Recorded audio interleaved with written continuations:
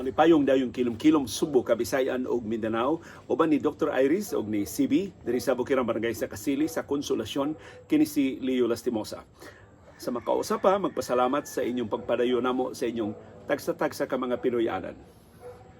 Karong hapuna ang atong sugilanon, atong gitaytulan og mais. Usa sa labing tamis na kong hadumanan sa akong pagkagamay bata sa among umahan sa Maramag, Bukidnon. Nakapuyo mi dito og labing menos 3 ka tuig. Dito ko nag grade 1 hangtod nag grade 3. Doon nami umahan nga wa ko makaklaro kung kami ba'y tag-iya sa yuta o mga saop pa mi sa yuta, pero murag kami mo tag-iya sa yuta adto kay ako medyo amahan mo mangunay sa pag-supervisar sa among umahan. Dito to sa lugar sa Maramag gitawag og Biskam. Kay doon tay viewer nga in fact nakadaog og kalendaryo sa Lion Tiger Katol nga niingon nga dito siya natawo sa Maramag, Bukidnon, ug nagsugod diyang interes sa atong programa pagkahibaw niya nga nakapuyo sad ko sa Maramag, Bukidnon. So maayong dayong kilom-kilom sa taga Maramag, Bukidnon nga nakatsamba og nakataghap og tune in sa atong broadcast karong hapuna.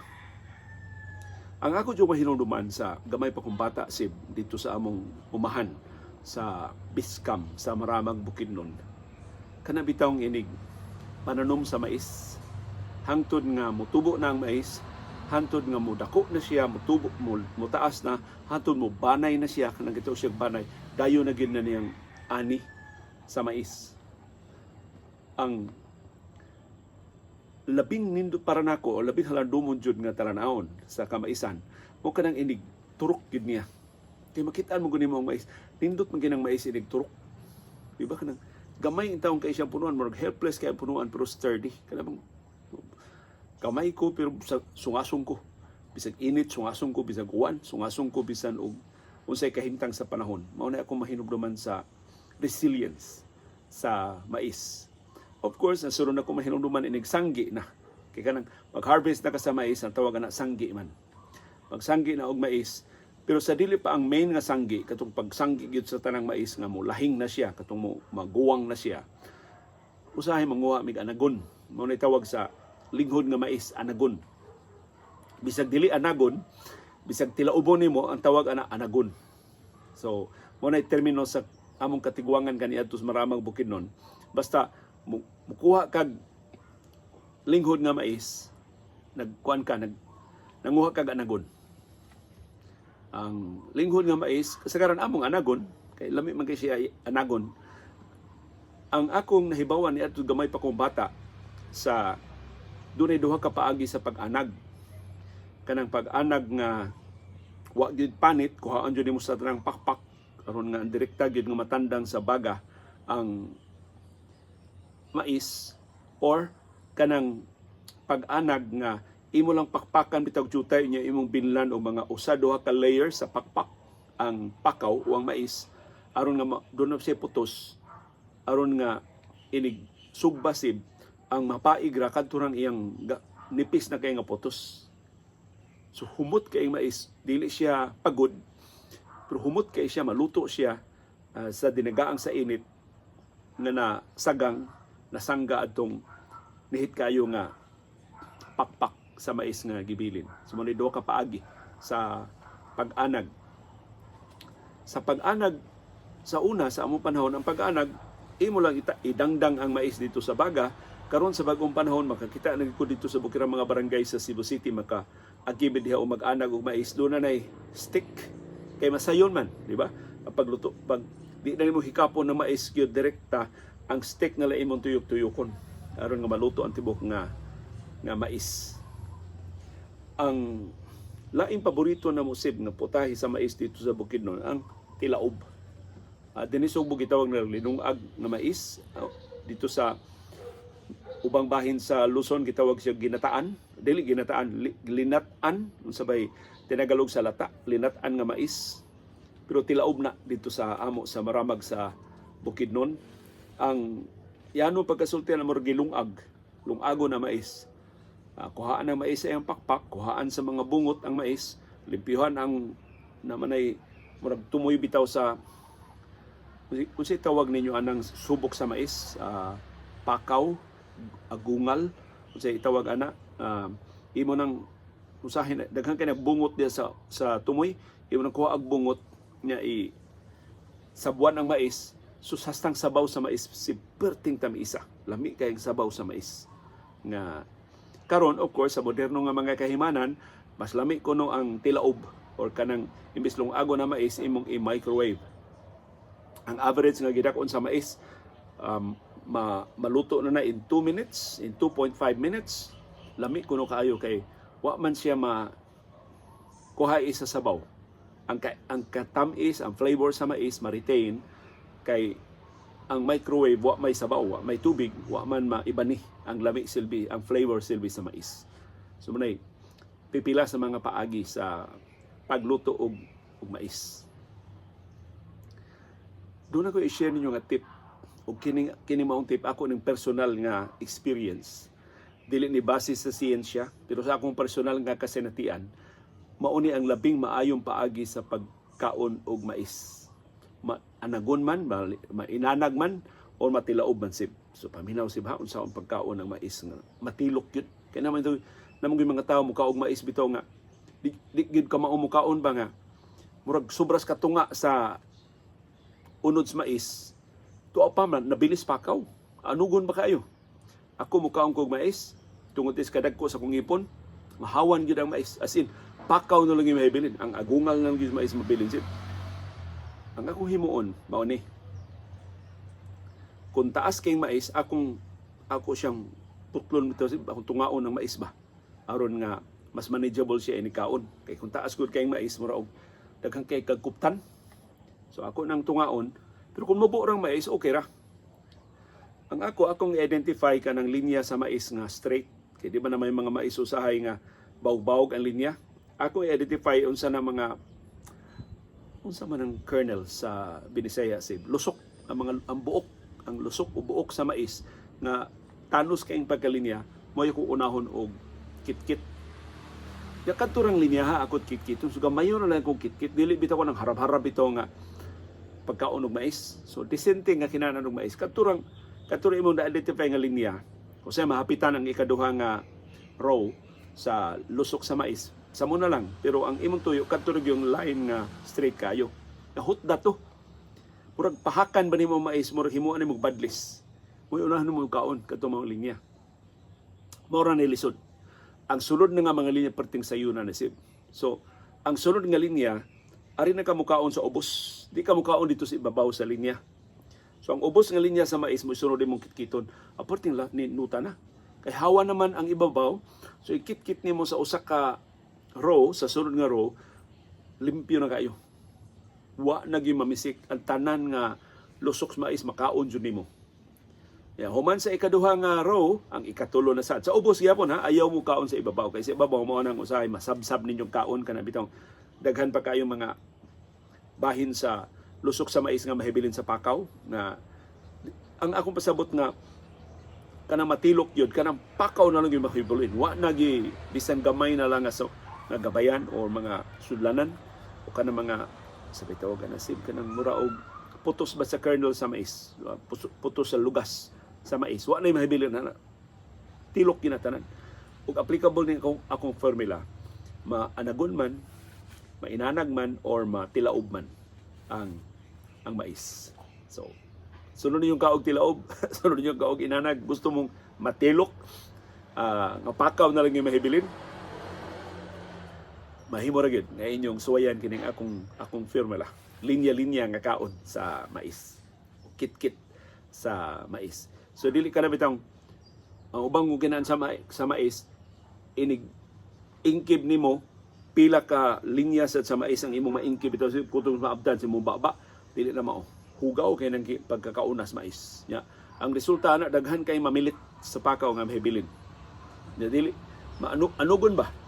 Nga do na patatoy mga unod, do na patatoy lami kay nga bahin sa lusok sa mais na hibilin na sa pakaw. Dipilit na dito sa pakaw, di na madag ub-ub, di na madag sab-sab nimo.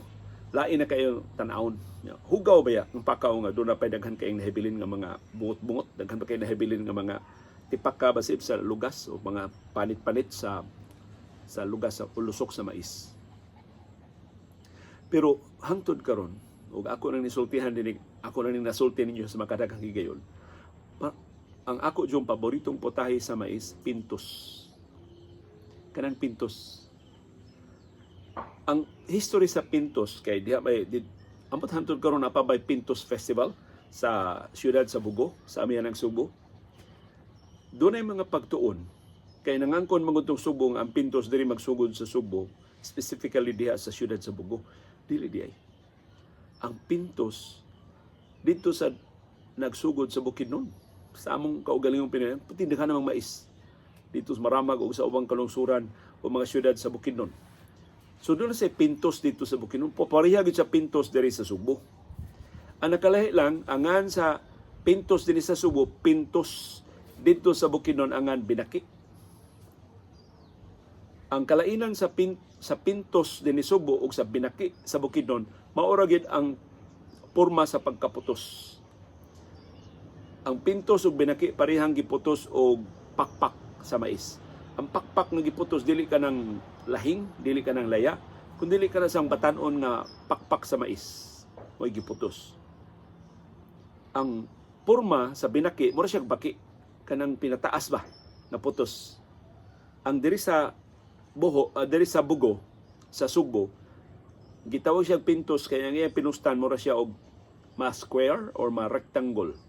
Dili siya maporma o baki. So, pintos. So, nangutan ako sa mga katiguangan sa Bugo, kay kasagaran namong mupatilaw dihag pintos nga lamian kaayo.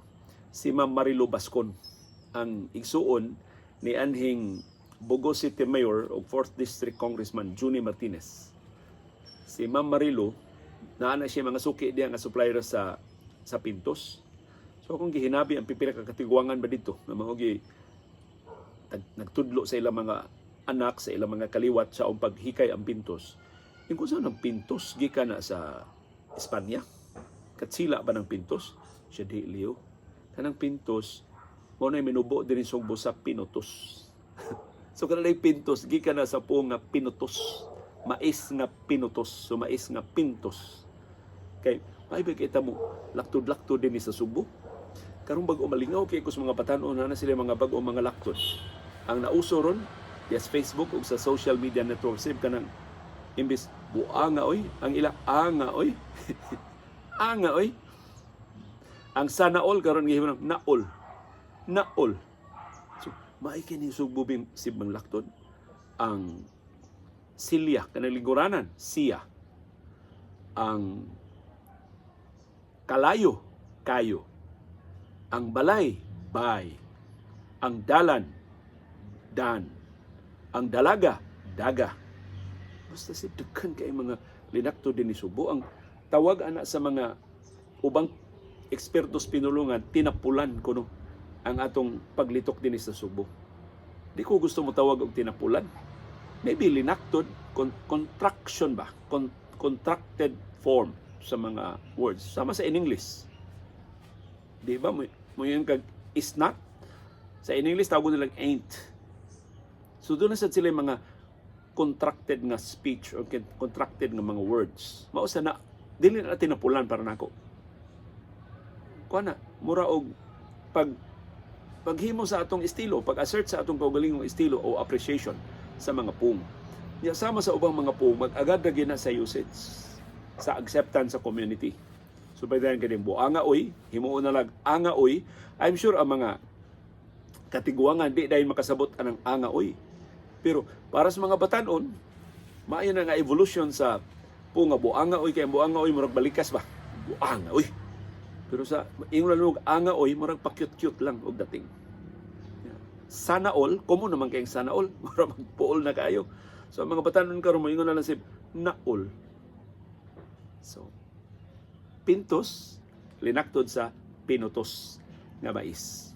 Ug hantod karon ang pintos may paborito na kong putahe. So nangutan ako sa mga tighikay pintos dito sa Bugo. Unsa may kinakusgan nga mga ingredients sa pintos? Nganong lami man kini pintos sa Bugo? Ingon siya di man na sekreto ang ingredients liyo. Linghod nga mais imong kaguron. Ang kinagod dili to siya rough ba siya kay kinagudgod. Imo tong sagulan sib og linaktod linaktod na sad ta ang karaan ana nga ingredient is tulo sa lubi. Usay butangan nila og butong, usay butangan nila brown sugar kung medyo health conscious ang nag-order, or kung specify sa nag-order nga brown sugar pero mausab ang color sa pintos, ma-darker ang iyang color. Kasagaran na white sugar ang ibutang, parang guwapa kuno ang pintos. Dili kay siya lagom ini kaluto. Pero kung gusto ko kag laktod, condensed milk, diretsuha lang condensed milk. Wa nay gata, wa nay asukar, condensed milk na lang si mo idiretso ubutang sa pintos. Kunya ang luto kuno sa pintos between 30 minutes and 60 minutes, depende sa gidaghanon. Sa pintos sa gikusgon sa gidakon sa kaldero, sa gikusgon sa kayo. Pero makahibaw ko nung kaluto ng pintos kay mo firm, mubagtok na ang mais. Ini kaluto ko sa mais, mura man na siyang mubagtok. Dili mubagtok nga kanang gahi kayo, pero firm na ba nga dili siya mubungkag. Kaya kung hilaw pa, humok pa man ang mais. Dali pa siya, di pa siya maporma. Di pa siya makuptan. Ikupot nimo maluyat siya, o kuha na siya putos, mabungkag siya. Unya, kana di sad ko nung pakpak, giputos sa pintos, espesyal sana, ilagin ang giguntingan, ilagin ang gikurtihan. Kaya nila pa sa karaan ko nung nga bugo, sa karaang sugbo, kanang putos sa pintos, di man na ilabay. Inig, kuha sib sa putos sa pintos, imong ibutang og lamisa, mo na siya hapin. Di na ka magilang plato. Di na ka magilang platito. Katong putos sa pintos, katong pakpak sa mais, nga imong giputos sa imong mais, mautoy imong ihaklap isip hapin sa lamesa. So muna siya sangga aron nga di mo dapat ngadto sa lamesa limpyo ang imong pintos. So kasagaran ko himo una sa mga terminal nga nihit kay plato. So pero karon kung makita sa mga batan-on naman ang pintos di naman motugkad sa lamesa. Kikas tindira dito mas baba sin. Maayo na kaya itong mga batanon mo tipak-tipak bitaw kay kada mong pakpak nindot man kay na siya nga putos, pero mahimo ra na siya imong gisigisiun bitaw gamay.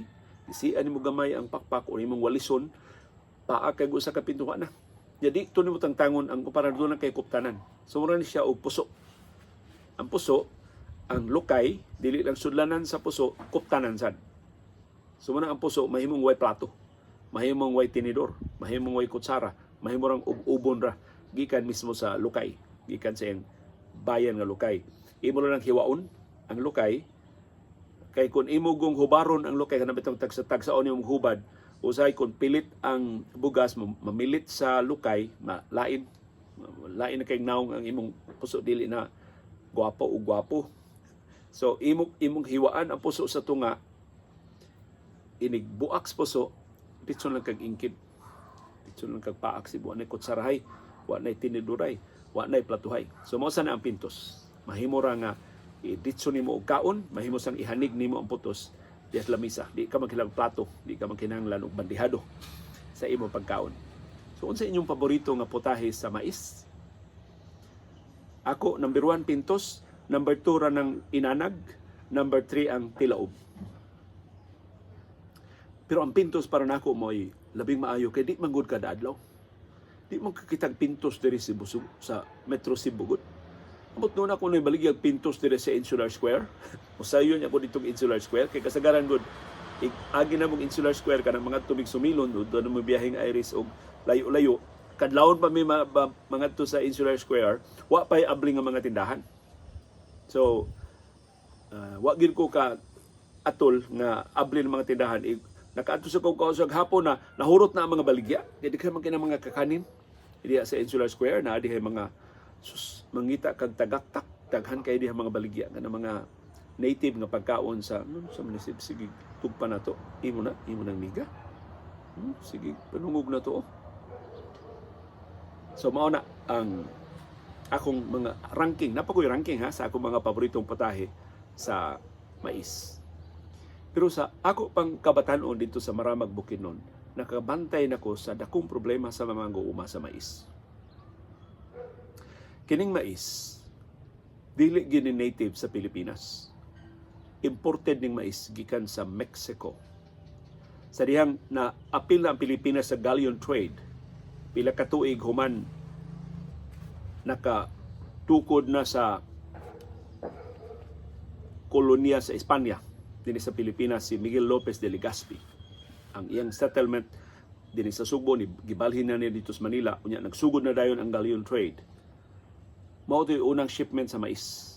Sa ato pag-abot nilang Ferdinand Magellan dinhi sa ato, wa patay amot nagdabat to silang mais, pero ang bisan unsa tiyang pagkaon gidaan ng Magellan nahurot na nila, pertinam to lang gutuma pag-abot dinhi sa ato. So wa to sila ka-introduce na to og mais. Dili pa to katong expedition ni Ferdinand Magellan sa 1521. Kato ng ang expedition ni Miguel Lopez de Legazpi. Pero asa niya dada? Na-introduce ang mais din sa ato in 1700s or 1600 something ang pag-introduce sa mais din sa ato.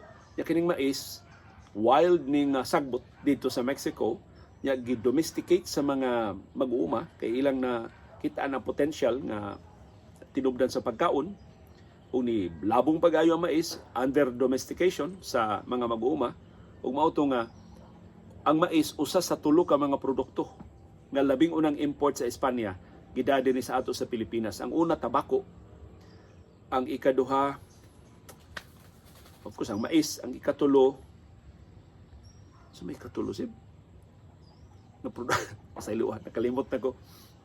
Pero tabako o mais, may duha sa tulo ka mga produkto nga kakao, ang ikatulo kakao. So kining kakao imported sab ni sa Mexico, gikan sa Mexico, pinagi sa galleon trade. Ang mga katsila mo ini-introduce ining kakao dinhi sa ato. So di ka katuo nga ang mais maay kay motubo bisan asa nimo i-ugas dinhi sa ato. Tungod kay nga itong klima, haom para sa mais. Pero ang kontra ining mais mo ang peste. Mao na nga kinahanglan sab ang mga lugar nga tamnan og mais katong dili kay daghan og peste. Ang problema sa mais mao ang as usual kakuwang sa suporta sa gobyerno. Umuti ako nakita in town sa mga mag-uuma dito sa Biscam sa Maramag Bukidnon, inig-harvest nilang mais, wa sila kabutangan sa ilang mais. Kay sigon sa siyensya, ang mais kinahanglang ibuwa dayon within 24 hours human sa ani. So kung wa kay buwaranan, kung pag-ani nag-uwan, kuyaw ang imong mais, mahugaw. Ang kasagaran nga hugaw sa maisib gitawag og aflatoxin, mao na ang kagaw na makahimo sa mais nga carcinogenic, makamugna nag cancer ug ubang mga sakit, simbako, layo ra to. So of course, ang mais ma-discolored na, ang mais mabaho na, ang mais dili na inigaling, di na may tsura. Lain na kayo og porma ang bugas, kung dili siya matarong og uga. Imagine na, pila pa akong edad ato na, ibutan na to, grade 3 pa ko ni adto. Pila may edad sa grade 3. Nasugod ko grade 1 at 7, 8, 9. 9 years old pa ko. Karon 59 years old na ko. So 50 years ago, mao na nay problema sa mga mag-uuma sa mais. Hangtod karon 2023, mao lang gihapon ang ilang gisabubang nga kakuwang sa suporta sa gobyerno. Wa sila post-harvest facilities na ay pasiuday gipa siatab nga mga solar dryers, no? Pero pila ra ka mga umahan ang nahatagan. Ang labing dagko rang umahan sa mais dito sa Mindanao. Ang gagmay ito mga mag-uuma pa rin naglaway ining support services gikan sa gobyerno. Ang lain nga problema sa mais kanang maahat bitaw og ani. Kanang ig-ani nimo dili pa siya lahing, dili pa siya wa pa siya hingpit mo mature. Pero mapugos gud ang mga mag-uuma sa pag-ani kung dunay umaabot nga bagyo. Kung nagdali in town kay naglisod na upang warta. Kay dunay umaabot nga dangan. Kay kaniya tusus, igabot sa dangan, manghilak ang mga mag-uuma. Muhugpa ang mga dangan sa mga umahan dito sa Maramag Bukidnon. Pordoy. Kung dito sa Maramag Bukidnon, daghan kayong famine, dunay gutom. Moto nga, maglinya in town mi sa simbahan para bulgur, para powdered milk, o para sa uban itong ayuda gikan sa United States Agency for International Development o gikan sa ubang mga ahensya sa gobyerno.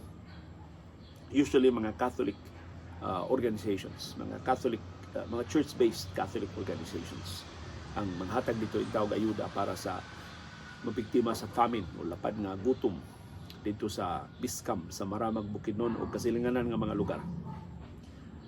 So hangtod ma-address sa gobyerno kining kakuwang o suporta sa mga mag-uuma sama sa mga rice farmers, ang atong corn farmers maglisod.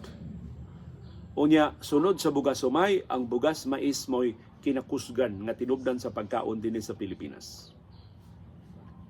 Of course, ang bugas sumay mo'y kinadaghanan o tigkaon, pero ang ikaduha, mais. Minilyon ka mga Pilipino ang nagsalig sa mais para sa ilang pagkaon. Pero ang labing dakong kapuslanan sa mais karon din sa Pilipinas mao ang animal feeds. Gihimo siyang ingrediente sa laog para sa mga baboy, para sa mga manok, para sa mga itik, para sa mga baka, para sa ubang mga hayupan. Dinis ato sa Subo, makugang kayo mo mahibaw, ang atong konsumo sa mais, dinis sa Subo, 20 million tons ang gikinahanglan dinis sa Subo. Sa usa lang ka buwan, dili tingali tons, 20 million kilos. Sa usa ka buwan, ang gikinahanglan dinis sa Subo para lang na animal feeds. Kaya daghan man kitag pigiri, daghan man kitag poultry, daghan man kitag mga hayupan din sa Subo. Sa probinsya sa Subo lang na. Of course, we are the biggest economy outside Luzon. Kaniadto we were the biggest economy outside Metro Manila, karon nalabwan na mata sa Calabarzon o sa Central Luzon. Daghan naman kay mga industrial centers dito. So, kita gawas tala sa Luzon. Kita kinarakan nga ekonomiya. Imagine kadako sa requirement sa mais sa tibuok nasod nga Pilipino. Unya ang atong gobyerno hantod karon padayon lang gihapon pagarpar, sige lang gihapon saad, wa lang gihapon makatuman sa pasalig sa suporta ngadto sa atong mga mag-uuma. Kung kasagaran sa labing kabus na mga mulupyo ining nasura, mao nga mga mag-uuma sa mais, mag-uuma sa humay, ang mga nagsalig in town sa ilang mga umahan, sa ilang mga lagutmon. Tungod kay dependent sila sa kahimtang sa panahon, karon nga El Nino, nihit kayo ang tubig, maapektuhan ang mga humay, ang mais, ug ubang mga lagutmon, mga tanaman sa mga umahan. Kung tingbagyo sab, mapuo sab, di man mahimong ihupo ang mais. Kay lahi bitaw sa karon ay bag-ong teknolohiya nga doon na gani umaabot nga bagyo kanang mga utanon ilang pahaplaon, ilang batang ihapla sa yuta aron makalikay sa hangin. Epektibo man na, pero ang mais di man mahimo. Ipahapla ni mas mais mabali man, kay dagahi man ang punuan sa mais, di siya mohapla. So siya untay unang maibot, siya untay unang manglupad kung simba ko maabtan og bagyo nga di pa masanggi. Muna mga mag-uuma, bisag linghod pa sanggion na lang ahat kaysa mapildi ang tanan nilang mga mais. So lami kay ikaw og pintos, lami kay ikaw og inanag, lami kay ikaw og tilaob, pero kapait hunahunaon sa kalisod sa kinabuhi sa mga mag-uuma sa mais, sa mag-uuma sa humay, sa mga mag-uuma sa kinatibukan din sa atong nasod. Tungod sa kakuwang sa suporta, abunda kay ang pagarpa sa dihang siya pa'y Agriculture Secretary sa Presidente Ferdinand Marcos Jr. ni pasalig na iyang i-modernize, iyang palambuon ang agrikultura, iyang palambuon ang atong produksyon sa pagkaon kuto naman itong istorya. Nibiya na lang siya pwesto, nisamot hinuon ng kalisod, nisamot hinuon karabanit ang atong sektor sa agrikultura. Hinaot nga karong bilyonaryo na si Kiko Laurel na maoy atong Agriculture Secretary. Malampuson man siya siyang negosyo sa agrikultura but mainly on fishing. Magkakita siya paagi. Mas abli iyang panguna-una, mas hangpon niya ang bag-ong mga teknolohiya, ang mas moderno nga mga paagi sa panguma, aron katabangan ang labing kabos, ang labing makaluluoy, ang labing nakinahanglan nato nga mga mag-uuma. Ang tinuod nga bayani sa pagkaon, sila naghatag og pagkaon sa tugtagsa-tagsa ka mga talad kananan. Pero kung moral lang sila guay lami, tibugsok sa ilang produksyon, dayon tag import, musamot sila kaapiki, musamot intaw sila kaalkansi. Nagkilom-kilom lang diri sa among palibot sa Bukirang Barangay sa Kasili sa Konsolasyon. Magpasalamat mi sa inyong padayon nga pagsunod, padayon nga pagsalig, padayon nga pagsuporta, o padayon nga pagpaminaw sa atong panahon dayong kilom-kilom. Uban ni Dr. Iris o ni CB kini si Leo Lastimosa. Manghinaot sab sa labing-lamian nga pagkaon para sa tibok pamilya karong gabi. Kung sa inyong kinakusgan nga putahe, kausip. Ang paniudto ni CB, di pa paniudto ni Dr. Iris o kuan. Kana bitawng utanon, may kini mo kaon si CB og vegetables. Ganahan kay siya mo kaog carrots, ganahan kay siya mo kaon og pepino, ganahan kay siya mo kaon og beans. May sa siya mo kaog baboy, may sa kay mo kaon og mga karne, pero di sa di mo malibad og imong pakanon og mga utanon. Salamat kay CB girl. May kini mo kaog mais. Mukaon gani kog tilaob, ang kini si CB mo ambit kina mo yapay-yapa na hantud din mo hatagan. Salamat kay CB girl sa imong pagkuyog.